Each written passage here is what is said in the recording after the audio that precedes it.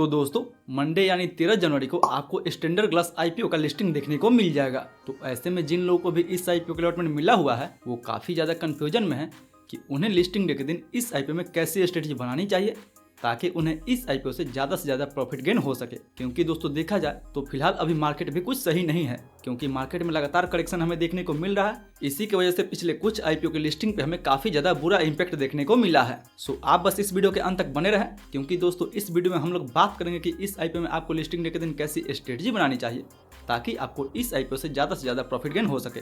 And हाँ दोस्तों, same video में हम लोग ये भी बात करेंगे कि क्या हमें इस आईपीओ में फ्रेश एंट्री बनानी चाहिए या फिर नहीं बनानी चाहिए। एंड अगर फ्रेश एंट्री बनानी चाहिए तो शॉर्ट टर्म का व्यू लेके आपको इस आईपीओ में फ्रेश एंट्री बनानी चाहिए या फिर लॉन्ग टर्म का व्यू लेके आपको इस आईपीओ में फ्रेश एंट्री बनानी चाहिए। तो फिर चलिए बिना आपका समय गंवाए सीधा वीडियो में आगे बढ़ते हैं और सबसे पहले बात कर लेते हैं इस आईपीओ के लेटेस्ट जीएमपी के बारे में। तो दोस्तों बात करते हैं इस आईपीओ के लेटेस्ट जीएमपी के बारे में। तो फिलहाल इसके ग्रे मार्केट में लगभग 45 से 50% के आसपास तक डिमांड बना हुआ है।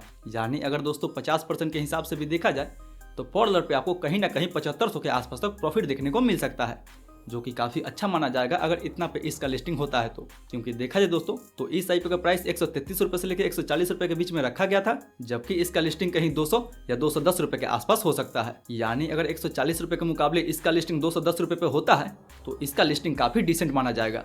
बट ये भी याद रहे दोस्तों कि जीएमपी एक टेंटेटिव गेन होता है जो मार्केट के सिचुएशंस के अनुसार कभी भी ऊपर नीचे हो सकता है।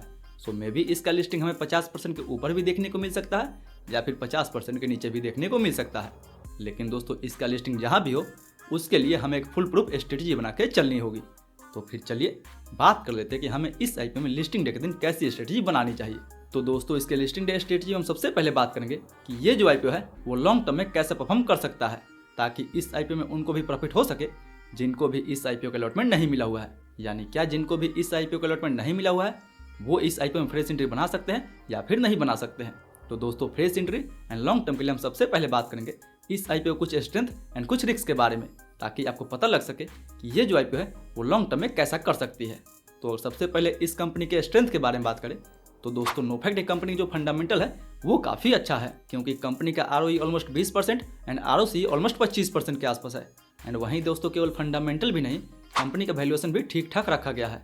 यानी ये कंपनी अपने पीर ग्रुप के मुकाबले भी एंड अपने इंडस्ट्री के वैल्यूएशन के मुकाबले भी ठीक ठाक आ रही है। वहीं इस आईपीओ को जबरदस्त तरीके से रिस्पांस भी मिला हुआ है। यानी देखा जाए तो इस आईपीओ को लगभग 185 गुना के आसपास तक सब्सक्राइब किया गया था, जिसमें से अगर केवल क्यूआईबी एंड एनआईआई कोटा के बारे में बात करें तो दोस्तों इसका क्यूआईबी कोटा लगभग 330 गुना के आसपास तक एंड एनआईआई कोटा लगभग 275 गुना के आसपास तक सब्सक्राइब किया गया है, जो कि काफी अच्छा माना जाएगा। एंड वही नहीं दोस्तों, ये कंपनी जिस सेक्टर में काम करती है वो सेक्टर भी अपने आप में काफी डिमांड में रहने वाला है।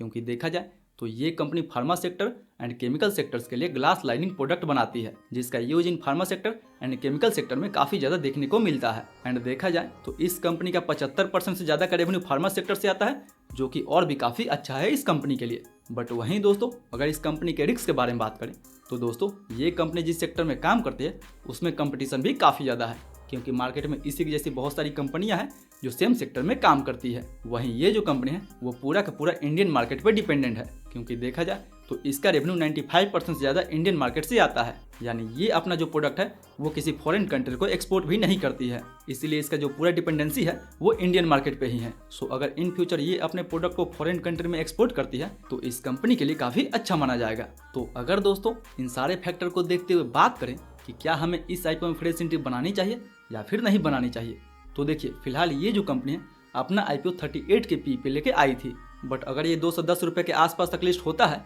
तो इसका जो पी रेशियो है वो 57 के आसपास तक जा सकता है। तो देखा जाए तो अगर ये 57 के पी पे लिस्ट होता है तो ये अपने इंडस्ट्री पी से काफ़ी ऊपर चला जाएगा, क्योंकि देखा जाए तो इसका जो इंडस्ट्री पी है वो लगभग 41 के आसपास है, जबकि अगर ये 200 या 210 रुपये के बीच में लिस्ट होता है तो इसका जो पी रेशियो है वो 57 के आसपास तक जा सकता है। इसीलिए अगर इसका लिस्टिंग 50% या फिर उसके ऊपर लिस्ट होता है तो इसमें हमें फ्रेश एंट्री अवॉइड करनी चाहिए। बट अगर दोस्तों इसका लिस्टिंग 30% या फिर 25% पे होता है तो हमें मार्केट के मूड माहौल को देखते हुए इसमें फ्रेश एंट्री बनानी चाहिए, क्योंकि देखा जाए दोस्तों तो फिलहाल अभी मार्केट का मूड माहौल भी ठीक ठाक नहीं है। वहीं अब हम बात करते हैं उनके लिए कि जिनको भी इस आईपीओ का अलॉटमेंट मिला हुआ है उन्हें इस आईपीओ में कैसी स्ट्रेटजी बनानी चाहिए। क्या उन्हें इस आईपीओ को लिस्टिंग डे के दिन ही सेल कर देनी चाहिए या फिर इस आईपीओ को उन्हें लॉन्ग टर्म के लिए होल्ड करके छोड़ देनी चाहिए। तो दोस्तों अगर आप इस आईपीओ में केवल शॉर्ट टर्म के लिए पैसा लगाए थे यानी आप इस आईपीओ में केवल लिस्टिंग गेंस के लिए पैसा लगाए थे, तो आपको इस आईपीओ से जो भी लिस्टिंग गेंस मिल रहा है वो अपना लिस्टिंग गेंस बुक करके निकल सकते हैं। क्योंकि देखा जाए तो फिलहाल मार्केट का मूड माहौल भी अभी ठीक ठाक नहीं है, तो आपको जितना भी लिस्टिंग गेंस मिल रहा है उतना लिस्टिंग गेंस लेके आप खुशी खुशी निकल सकते हैं। क्योंकि दोस्तों अगर 50% पे भी लिस्ट होता है तो 50% का लिस्टिंग गेंस कम नहीं होता है, तो आप चाहें तो आप अपना लिस्टिंग गेंस लेके निकल सकते हैं। बट वहीं अगर आपको इस आईपीओ में लॉन्ग टर्म के लिए होल्ड भी करना है तो आप अपने प्रॉफिट को लॉन्ग टर्म के लिए होल्ड करके छोड़ सकते हैं। जी हाँ दोस्तों, जितना भी आपको 50% के आसपास तक प्रॉफिट मिल रहा है उस प्रॉफिट को आप चाहे तो लॉन्ग टर्म के लिए होल्ड करके छोड़ सकते हैं। बाकी बात अपने प्रिंसिपल कैपिटल को कुछ शेयर सेल करके निकाल सकते हैं। यानी देखा जाए तो आपको अपने प्रॉफिट को होल्ड करना है एंड बाकी बचे शेयर को आप सेल करके निकाल सकते हैं। क्योंकि देखा जाए दोस्तों तो लिस्टिंग के बाद इस कंपनी की वैल्यूएशन और ज़्यादा अधिक हो जाएगी, जिसकी वजह से फ्यूचर में हमें इसमें करेक्शन भी देखने को मिल सकता है। इसीलिए आपको इस आईपीओ में पूरे कैपिटल पर रिस्क नहीं लेनी चाहिए। अगर रिस्क भी लेना है तो आपको अपने प्रॉफिट पर ही रिस्क लेनी चाहिए। बट याद रहे दोस्तों कि लिस्टिंग डे के दिन कोई भी डिसीजन आपको जल्दीबाजी में नहीं बनानी है। सबसे पहले आपको इस आईपीओ के ओपनिंग प्राइस को देखना है, ओपनिंग सेशन में ही इस आईपीओ के डिमांड को देखना है, उसके बाद ही आपको इस आईपीओ में कोई भी डिसीजन लेनी चाहिए। एंड हाँ दोस्तों, अगर आप हमारे साथ मिलकर इस आईपीओ के प्राइस एंड वॉल्यूम को अच्छे से एनालिसिस करना चाहते हैं तो आप चाहे तो आप हमारे साथ लाइव जुड़ सकते हैं। मंडे को इसी चैनल पे आपको लाइव लिस्टिंग भी देखने को मिल जाएगा। वहाँ पे हम लोग इस आईपीओ में फ्रेश एंट्री के बारे में भी देखेंगे एंड ये भी बात करेंगे कि जिनको भी इस आईपीओ का अलॉटमेंट मिला हुआ है उन्हें उस आईपीओ को इमीडिएटली सेल करनी चाहिए या फिर डे एंड तक बने रहना चाहिए। तो मेक श्योर कि आप हमसे लाइव जुड़ने के लिए इस चैनल को सब्सक्राइब एंड टेलीग्राम ग्रुप से जुड़ना ना भूलें, जहां पे आपको लाइव का इंस्टेंट नोटिफिकेशन भी देखने को मिल जाता है। सो मेक श्योर दोस्तों, नीचे डिस्क्रिप्शन में टेलीग्राम ग्रुप का लिंक दिया हुआ है, वहां से आप टेलीग्राम ग्रुप ज्वाइन करें एंड इस चैनल को भी जरूर सब्सक्राइब कर ले ताकि फ्यूचर में कोई भी आईपीओ से जुड़ी नोटिफिकेशन आपसे मिस ना हो पाए। तो दोस्तों ये तो था मेरा पूरा व्यू इस आईपीओ को लेके।